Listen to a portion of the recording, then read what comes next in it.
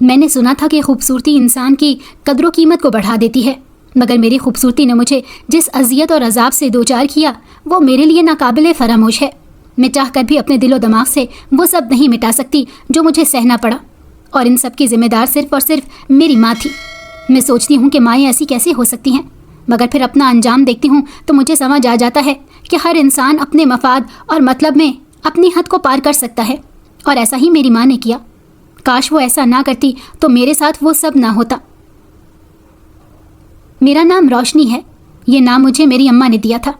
میں بچپن سے ہی بہت خوبصورت تھی، میرا رنگ ایسے چمکتا تھا جیسے سورج کی روشنی ہوتی ہے، اسی وجہ سے اماں نے میرا نام روشنی رکھا۔ میرے اماں ابا گاؤں کے رہنے والے تھے۔ ابا کسی کی دکان پر درزی کا کام کرتے تھے، تنخواہ بہت کم تھی، مشکل سے گزارا ہوتا تھا۔ جب ابا اور اماں کی شادی ہوئی تو ابا نے گھر میں بھی کپڑے سینا شروع کر دیے۔ انہوں نے پیسے جمع کر کر کے بڑی مشکل سے سلائی مشین اور کچھ سامان خریدا تھا، لیکن ابا کے گھر میں کام شروع کرنے کے بعد گھر کا خرچہ آسانی سے نکلنے لگا، اور کچھ میری اماں کے سگھڑاپے نے ابا کی زندگی اور حالات سنوار دیے۔ شادی کے 1 سال کے اندر ہی گھر کی شکل بدلنے لگی تھی۔ ابا اماں کے علاوہ گھر میں دادی، دادا اور ابا کی ایک بہن تھی، لیکن گھر میں کوئی سہولت اور آرام دہ سامان نہیں تھا۔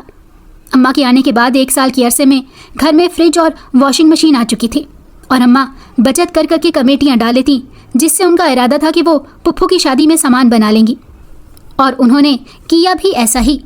پپھو کی شادی میری اماں کی شادی کے 1 سال بعد ہوئی۔ اماں نے جو 2 کمیٹیاں ڈالی تھیں انہیں سے پپھو کا جہیز اور شادی کا خرچہ پورا ہوا۔ اماں کے سگھڑ پن اور سمجھداری سے میرے دادا دادی اور ابا بہت خوش تھے۔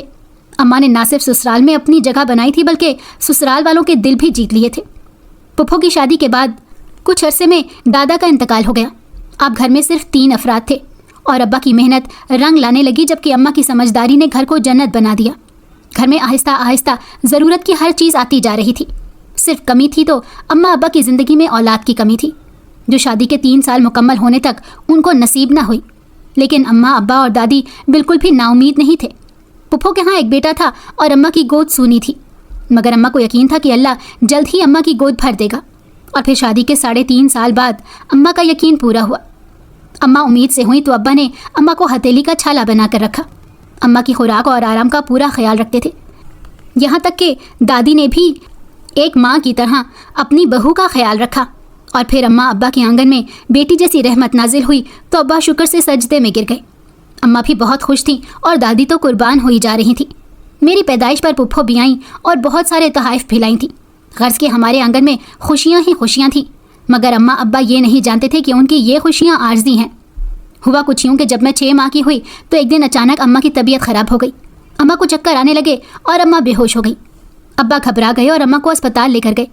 ڈاکٹر نے کچھ ٹیسٹ لکھ کر دیے، اور جب رپورٹ آئی تو ابا کے پیروں تلے سے زمین نکل گئی۔ اماں کو بلڈ کینسر تھا۔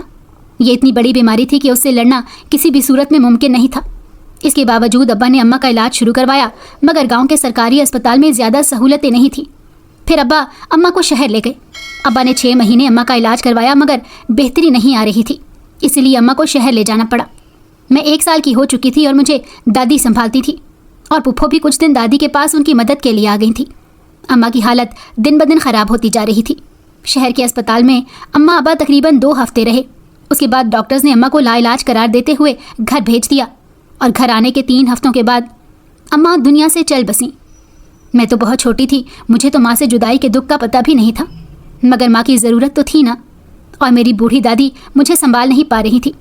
ان کو اماں کے جانے کے صدمے نے نہال کر رکھا تھا، اور ابا تو بالکل خاموش ہو گئے تھے۔ میری پپھو کچھ دن مجھے سنبھالتی رہیں، مگر پھر وہ اپنے گھر چلی گئیں۔ ان کا گھر شہر میں تھا، اسی لیے بار بار آنا جانا ان کے لیے بہت مشکل تھا۔ اب میں اپنی دادی اور ابا کے پاس اکیلی تھی، بہت روتی تھی، اور مجھے سنبھالنا ان دونوں کے بس سے باہر ہوتا جا رہا تھا۔ محلے والے اور رشتہ دار دادی کو مشورہ دیتے کہ ابا کی دوسری شادی کر دیں، مگر ابا نہیں مانتے تھے۔ پر میری وجہ سے حالات ایسے بن گئے کہ ابا کو دوسری شادی کے لیے آمادہ ہونا پڑا۔ دادی نے اپنی ایک جاننے والی کے ذریعے رشتے کی بات چلائی، اور جلد ہی دادی کو ایک مناسب رشتہ مل گیا۔ دادی کا خیال تھا کہ کسی بیوہ یا طلاق یافتہ سے ابا کی شادی کر دینی چاہیے۔ اس طرح جب اس عورت کا دوبارہ سے گھر بسے گا تو وہ گھر اور اولاد کی قدر بھی کرے گی۔ بس یہی سوچ کر دادی نے ایک طلاق یافتہ کا رشتہ قبول کر لیا، جو میری نئی ماں بننے جا رہی تھی۔ اس کا نام سغراں تھا۔ دادی نے کسی سے پتہ لگوانے کی کوشش نہیں کی کہ سغراں بی بی کو پہلے طلاق کیوں ہوئی۔ वो उम्र में अब्बा से 2-4 साल छोटी ही थी और खूब तगड़े आसाब की औरत थी। दादी ने सोचा कि ऐसी औरत ही बच्चे और घर को संभाल लेगी। इसी तरह बिल्कुल सादगी के साथ दादी अब्बा के लिए सोहरा को ब्याह लाई। शादी के पहले दिन ही दादी ने 1 साल की बच्ची यानी मुझे सोहरा की गोद में डाल दिया और कहा कि आज से तुम ही इसकी माँ हो। उसका ख्याल अपनी सगी औलाद समझकर रखना। इस तरह मैं सोहरा बीबी की परवरिश के साए में पलने लगी। मैं जब तक 5 साल की हुई तब तक तो अब्बा और नई अम्मा के यहाँ दूसरी औलाद नहीं हुई। मेरी नई माँ किसी हद तक माँ बनकर ही रही। वो मुझे पाल पोस रही थी, घर की जिम्मेदारियाँ उठा रही थी, क्योंकि दादी का डर था। लेकिन जैसे ही मेरी उम्र का 6ठा साल शुरू हुआ, नई अम्मा के यहाँ उम्मीद की किरण जाग उठी। अपने बच्चे के आने की खुशी किसको नहीं होती। सोहरा अम्मी को भी थी। 9 महीने के वक्त कैसे गुजरा और कैसे नहीं, मगर जैसे ही अम्मा की गोद में उसकी अपनी औलाद आई, वो मेरे लिए नई अम्मा से सौतेली अम्मा बन गई। कहने को तो मेरा भाई दुनिया में आया था, मगर उसी की वजह से मुझे नज़रअंदाज किया जाने लगा। अब मैं दादी के पास सोने लगी थी और अम्मा हर वक्त अपने बेटे के लाड करती रहती। अब्बा को सिलाई के काम से फुर्सत मिलती तो अपने बेटे को गोद में उठाए फिरते और मैं चुपचाप अब्बा अम्मा को देखती रहती। मेरे दिल में एहसास कमतरी पलने लगा था और इसी एहसास ने मुझसे मेरा बचपन छीन लिया। बस एक दादी थी जो मुझसे बहुत प्यार करती थी और मेरा ख्याल रखती थी। मैंने भी धीरे धीरे दादी को ही अपना सब कुछ मान लिया और हर वक्त साए की तरह उनके साथ रहने लगी। दादी ही मुझे तैयार करके स्कूल भेजती और मेरे खाने पीने का भी ख्याल रखती, क्योंकि एक दिन दादी ने अम्मा से कह दिया कि रोशनी का भी ख्याल रख लिया करो, आखिर वो भी तुम्हारी औलाद है। तो अम्मा ने दादी से साफ कह दिया कि जितना ख्याल रखना था रख लिया, अब मैं अपनी औलाद का ख्याल रखूँ या इसका। अम्मा का जवाब सुनकर दादी को चुप लग गई। फिर उसके बाद दादी ने कभी अम्मा से मेरे बारे में बात तक नहीं की। ऐसे ही 3 साल गुजर गए। मैं 9 साल की हो चुकी थी और 10वें साल में लगी थी। अब मैं बातों और रवैयों को महसूस भी ज़्यादा करती थी और समझती भी थी। दादी की बूढ़ी हड्डियों में अब इतनी ताकत नहीं रही थी कि वो मेरे सारे काम कर सकती। एक दिन दादी ने अब्बा से बात की और कहा कि अपनी बीवी से कहो कि कुछ ख्याल रोशनी का भी किया करे। बिन माँ की बच्ची को ऐसे नज़रअंदाज करना अच्छी बात नहीं। अब्बा ने अम्मा से बात की होगी, तभी वो थोड़ा बहुत मेरा ख्याल रखने लगी। मुझे खाना दे देती और स्कूल भेज देती। मैं इतने में ही खुश हो गई और अम्मा के साथ घर के काम काज में हाथ बटाने लग गई कि अम्मा मुझसे खुश होकर मुझे भी प्यार करे, जैसे वो मेरे भाई से करती थी। मैं भाग भाग कर अम्मा को चीज़ें पकड़ा देती। खाना लगता तो पानी का जग और गिलास ले आती। कभी अम्मा के पैर दबाने लगती। मेरे ये सब करने का ये फ़ायदा हुआ कि अम्मा ने मुझसे ज़रा आराम से बात करनी शुरू कर दी, वरना पहले तो बहुत डांटती थी। मैं तो बस प्यार की भूखी थी। मुझे अम्मा का थोड़ा सा प्यार ही तो चाहिए था, मगर मैं सारी ज़िंदगी उस प्यार के लिए तरसती ही रही। वक्त थोड़ा और आगे सरका और मैंने 5वीं जमात पास कर ली तो अम्मा ने अब्बा से कहकर मुझे घर बिठा लिया। वैसे भी गांव में लड़कियों को पढ़ाने लिखाने का ख़ास रिवाज नहीं था, इसीलिए अब्बा ने भी कोई मुखालफत नहीं की और दादी की तो अब कोई सुनता ही नहीं था। वो इतनी ज़ईफ़ हो चुकी थी कि ठीक से चल फिर नहीं सकती थी। मैं ही उनको खाना खिलाती थी और उनको सहारा देकर वॉशरूम ले जाती। फिर ऐसे हुआ कि जब मैं 13 साल की हुई तो मुझसे प्यार करने वाली मेरी दादी मुझे दुनिया में अकेला छोड़कर चली गई। कहने को तो अम्मा और अब्बा और भाई भी मेरे थे, मगर हकीकत में मेरा अब कोई नहीं रहा था। अब्बा ने तो मुझे जैसे नज़रअंदाज कर रखा था। अब तो मेरी हिम्मत ही नहीं पड़ती थी कि अब्बा से कोई बात भी कर सकूं। अपनी किसी ज़रूरत के लिए उनसे कुछ कहना तो दूर की बात थी, मैं तो अम्मा से भी नहीं कह पाती थी। साल बाद 2 जोड़े अम्मा जो बना देती वही मेरे लिए बहुत थे। खाना पकाया मिल जाता था। बाकी घर के सारे कामों के लिए अम्मा अब मुझे आवाज़ें लगाती थी और मैं हमेशा की तरह भाग भाग कर अम्मा के काम करती, मगर मेरे लाख जतन करने के बावजूद भी अम्मा ने कभी मुझे प्यार से अपने सीने से नहीं लगाया।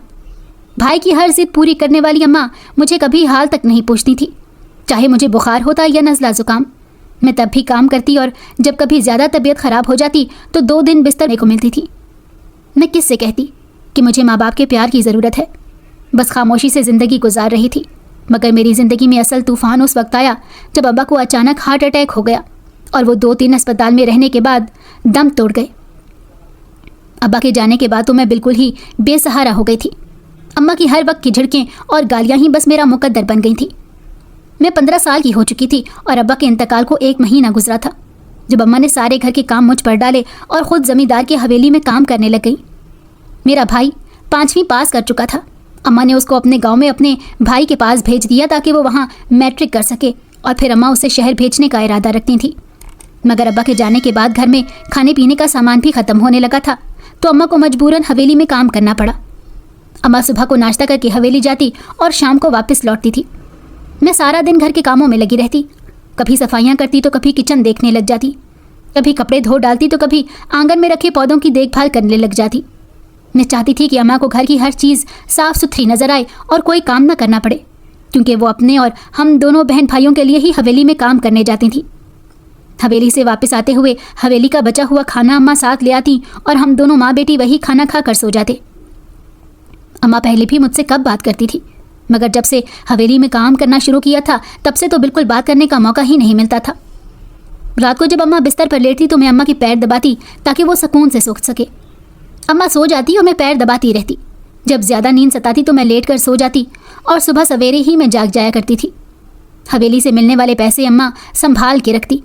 कुछ पैसों की एक छोटी सी कमेटी डाल दी थी ताकि भाई की पढ़ाई में काम आ सकें। खाने पीने के लिए बचा हुआ खाना अम्मा ले आती थी। उसमें से जो बच जाता वो अगले दिन दोपहर को मैं खा लिया करती थी, क्योंकि अम्मा कहती थी कि अगर घर में खाना पकाएंगे तो सारे पैसे उसी में लग जाया करेंगे। मैं तो पहले ही अम्मा की हर बात को हुक्म समझती थी। ऐसे ही अम्मा को हवेली में काम करते हुए 6 माह गुजर गए थे, जब बड़े ज़मींदार का इंतकाल हो गया। इंतकाल जब हुआ तो हवेली में काम बढ़ जाने की वजह से अम्मा मुझे भी अपने साथ हवेली ले गई। वहाँ लोगों का आना जाना था और काम बहुत ज़्यादा था। कुछ दिन मैं अम्मा के साथ जाती रही, मगर वहाँ सबसे अजीब बात मुझे ये लगी कि ज़मींदार का बड़ा बेटा, जो अब ज़मींदार की जगह ले चुका था, वो मुझे बुरी नज़र से देखता था। मैं चाय लेकर मर्दों में जाती थी तो उसकी गंदी नज़रों को खूब पहचानती थी, मगर मैं मजबूर थी। अम्मा की वजह से हवेली जाती थी और काम करती थी। मुझे हवेली जाते हुए 5-6 दिन हो चुके थे, मगर एक दिन तो हद ही हो गई। मैं चाय लेकर जब बैठक में गई तो जब वापस आने लगी, अचानक ज़मींदार मेरे सामने आ गया और मेरा हाथ पकड़कर कहने लगा कि तुम बहुत खूबसूरत हो, अगर मेरी बन जाओगी तो ऐश करोगी। मैं ज़मींदार से नफरत करती थी, क्योंकि पूरा गांव जानता था कि वो कितना अयाश और गंदी नीयत का इंसान है, मगर ज़मींदार का बेटा होने की वजह से कोई कुछ कहता नहीं था। और अब तो बाप के मरने के बाद वही स्याह सफ़ेद का मालिक था। उसका छोटा भाई शहर में पढ़ता था और महीनों बाद ही गाँव का चक्कर लगाता था। मैंने गाँव वालों से ही सुना था कि वो जितना अच्छा था, बड़ा भाई उतना ही बदमाश था। 8 दिन गुजरे तो मैंने अम्मा से बहाना बना दिया कि मुझे हवेली में डर लगता है, इसीलिए मुझे घर पर ही रहने दो। अम्मा मेरी बात मान गई और अकेले ही हवेली जाने लग गई, मगर मुझे नहीं मालूम था कि कुछ दिन में एक क़यामत मुझ पर टूटने वाली थी। हुआ कुछ यूँ कि एक दिन अम्मा रात को घर आई तो उसके साथ हवेली के 2 मुलाजिम भी आए, जो भारी भारी थैले उठाए हुए थे। अम्मा ने वो थैले अंदर रखवाए और उनको वापस भेज दिया। उसके बाद अम्मा ने मुझे आवाज़ देकर कहा कि इन थैलों में मौजूद कपड़े अंदर पेटी में रख दो और जो अनाज और फल हैं वो बावर्ची खाने में संभाल लो। मैंने वही किया जो अम्मा ने कहा था, मगर मेरा जहन मुसलसल उलझा हुआ था कि इतना ज़्यादा सामान क्यों आया है। अम्मा ने बताया कि यह सब सामान ज़िम्मेदार ने भिजवाया है और अम्मा की तनख्वाह भी बढ़ा दी है। मैं ये सब सुनकर खामोश हो गई, मगर मेरा दिल अजीब सा घबराने लग गया। मुझे समझ नहीं आ रहा था कि अचानक ज़मींदार अम्मा पर इतना मेहरबान क्यों हो रहा है, और फिर 2 दिन बाद उसकी मेहरबानी का पोल खुल गया। जब अम्मा हवेली से काम करके लौटी तो उसके साथ 3-4 मुलाजिम थे जो बड़े बड़े थाल उठा कर लाए थे। वो थाल रख कर चले गए तो अम्मा ने मुझे आवाज़ देकर बुलाया और थाल दिखाने लगी।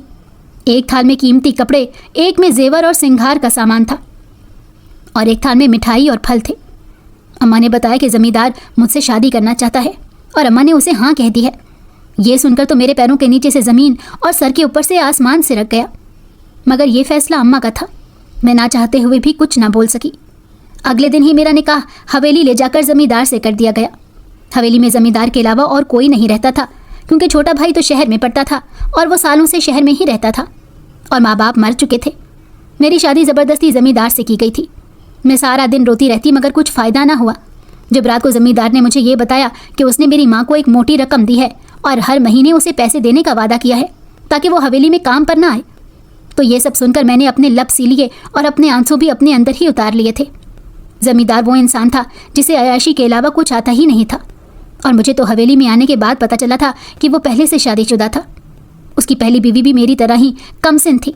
जब उसके निकाह में आई थी और अब उसकी पहली शादी को 4 साल गुजर चुके थे, मगर उसके यहाँ कोई औलाद नहीं थी। वो भी ज़मींदार को पसंद नहीं करती थी और मजबूरी में यहाँ रहती थी, मगर ज़मींदार ने उसके साथ बहुत बुरा किया कि मेरे जाने के 10 दिन के बाद उसे तलाक देकर हवेली से निकाल दिया। वो अपने गांव अपने माँ बाप के घर चली गई, मगर उसके जाने के बाद मुझे ज़मींदार से मज़ीद नफ़रत होती गई। वो था भी ऐसा ही। शराब पीना और लड़कियों को इस्तेमाल करना उसे बेहद पसंद था। जाने कैसे उसने मुझसे शादी कर ली थी, वरना मुझ जैसी बिन बाप की लड़की को पाना उसके लिए क्या मुश्किल था। मेरी शादी को जब 3 महीने हुए तो मैं माँ बनने वाली हो गई। زمیندار خوش تھا کہ اب اس کا وارث اس دنیا میں آئے گا، مگر میں خوش نہیں تھی۔ میں نہیں چاہتی تھی کہ ایسے شخص کو وارث دوں جو اسے بھی اپنے جیسا بنا کر اس بچے کی زندگی برباد کر دے گا۔ مگر میں نے اپنی زندگی میں سمجھوتوں کے علاوہ کیا بھی کیا تھا؟ میری مجبوریوں نے ہمیشہ مجھے خاموش رکھا تھا، اور اب تو اماں کے فیصلے نے میری زندگی برباد ہی کر ڈالی تھی۔ مزید 2 ماہ گزرے تو ایک دن حویلی میں میرا دیور آ گیا۔ اس کی پڑھائی مکمل ہو گئی تھی اور اب وہ ایک ڈاکٹر بن چکا تھا، اسی لیے وہ شہر سے گاؤں آ گیا تاکہ گاؤں کے اسپتال میں ہی کام کر کے گاؤں کے مریضوں کو فائدہ دے سکے۔ وہ ایک سلجھا ہوا انسان تھا۔ اس کی کسی طور طریقے سے نہیں لگتا تھا کہ وہ میرے شوہر کا سگا بھائی ہے۔ اس نے یہاں آنے کے بعد مجھے طاقت کی کچھ دوائیاں بھی دیں اور مجھے کھانے پینے کی تلقین کرتا رہا۔ میرے شوہر کو تو میری کوئی فکر نہیں تھی، اسے تو بس میرا وجود چاہیے تھا جو حاصل ہو چکا تھا، اور اب اسے صرف اپنے وارث سے مطلب تھا۔ مگر وہ اپنی عیاشیوں سے پیچھا نہیں چھڑا سکتا تھا۔ دن بدن شراب نوشی بڑھتی جا رہی تھی، اور ہر رات محفل رقص ہوتی تھی جس میں وہ بیٹھا شراب پیتا رہتا اور ساری رات عورتوں کو ناچتے ہوئے دیکھتا رہتا۔ میرا دیور اپنے بھائی کو سمجھانے کی بہت کوشش کرتا تھا، مگر وہ اس کی ایک نہ سنتا۔ آخرکار اتنی شراب پینے کا نتیجہ یہ نکلا کہ میرے شوہر کی طبیعت خراب رہنے لگی اور صحت دن بدن گرتی جا رہی تھی۔ میرے دیور نے اپنے بھائی کو شہر لے جا کر ٹیسٹ کروائے تو پتہ چلا کہ اسے پھیپھڑوں کا کینسر ہے۔ یہ خبر بری تھی، مگر مجھے اس خبر سے کوئی فرق نہیں پڑا تھا۔ پتہ نہیں کیوں مجھے تو یہ سن کر سکون ہوا تھا، کیونکہ جس انسان سے آپ کو نفرت ہو اور وہی آپ پر حکومت کرے تو آپ کی زندگی کچھ معنی نہیں رکھتی۔ ایسا ہی تھا میرے ساتھ۔ جب سے شادی ہوئی تھی تب سے لے کر اب تک اس نے مجھے صرف اذیت ہی دی تھی۔ کبھی مجھے دلہن کی طرح تیار ہونے کو کہتا تھا تو کبھی مجھے مار مار کر اذیتیں دیتا، اور کبھی شراب پینے پر مجبور کرتا تھا۔ میں اس کی بیماری کا سن کر بالکل پریشان نہیں ہوئی، اور جب میرے دیور نے مجھے بتایا کہ ڈاکٹروں نے بھائی کے مرض کو لا علاج قرار دے دیا ہے تب بھی میں کچھ نہیں بولی۔ اور پھر جس دن میرے ہاں بیٹی پیدا ہوئی اس کے 1 ہفتے بعد میرے شوہر کا انتقال ہو گیا۔ میں بیوہ ہو چکی تھی، مگر مجھے اس بات کا کوئی دکھ نہیں تھا۔ ہاں، لیکن مجھے اب اپنی بیٹی کی فکر تھی کہ میں اسے لے کر کہاں جاؤں گی اگر مجھے حویلی سے نکال دیا گیا۔